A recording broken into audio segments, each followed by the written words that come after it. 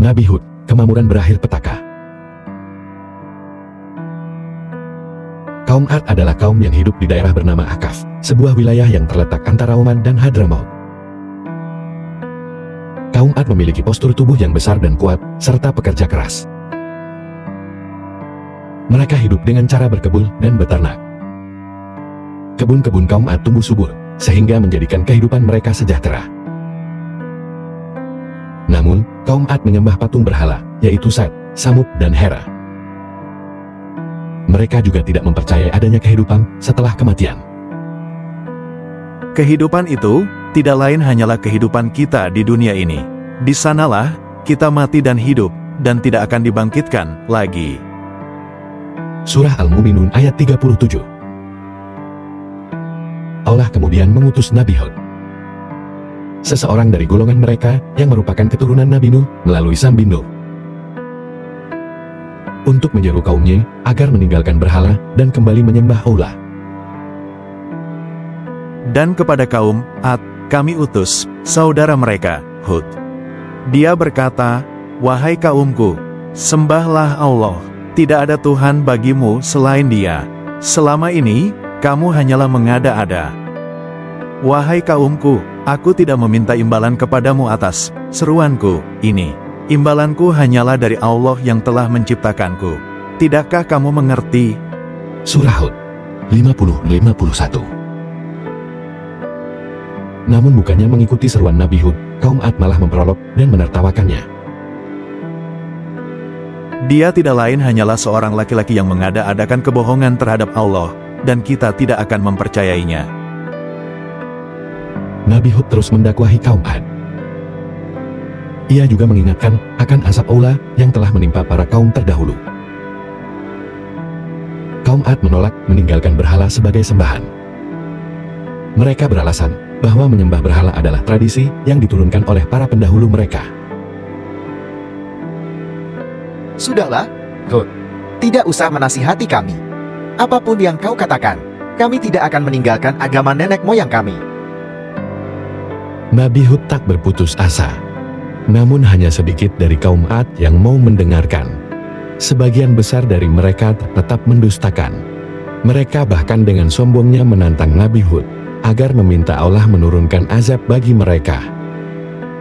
Mereka berkata, "Apakah kedatanganmu kepada kami, agar kami hanya menyembah Allah saja, dan meninggalkan apa yang biasa disembah oleh nenek moyang kami?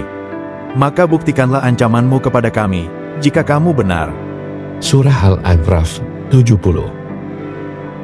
Atas sikap kaum Ad tersebut, Allah lalu menurunkan peringatan. Tanah yang semula subur mulai dilanda kekeringan. Hujan tak kunjung turun. Mata air habis, sumur kering, hewan-hewan ternak binasa. Tanaman-tanaman pun layu dan mati. Namun kaum Ad tidak juga menjadi sadar.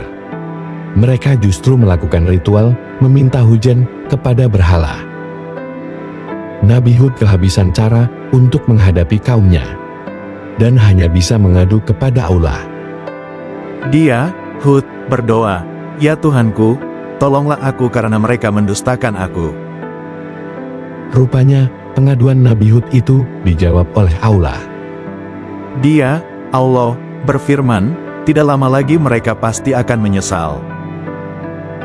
Hingga tak lama kemudian, tampak gumpalan awan hitam menutupi langit di atas perkampungan mereka. Kaum Ad bersorak gembira. Lihat, awan-awan hitam itu sebentar lagi akan menurunkan hujan untuk kita. Namun, Nabi Hud justru memperingatkan mereka.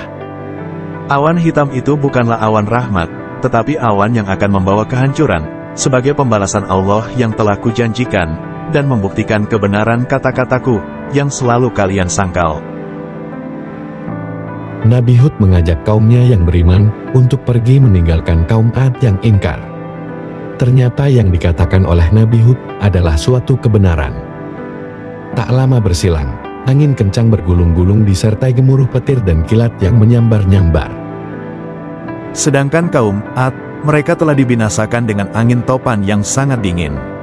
Allah menimpakan angin itu kepada mereka selama 7 malam 8 hari terus-menerus, maka kamu melihat kaum Ad pada waktu itu mati bergelimpangan, seperti batang-batang pohon kurma yang telah kosong, lapuk. Maka adakah kamu melihat seorang pun yang masih tersisa di antara mereka? Begitulah nasib kaum Ad yang sombong dan selalu mengingkari kebenaran. Mereka akhirnya binasa akibat azab yang diturunkan oleh Allah. Sementara itu, Nabi Hud dan pengikutnya selamat karena telah menyingkir sebelum bencana datang. Selanjutnya mereka menetap di Hadramaut.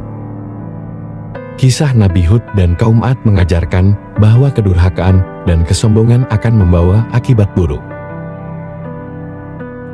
Karena sombong dan ingkar kepada Allah, maka kemakmuran dan kesejahteraan selama ini seketika musnah dan berganti dengan petaka.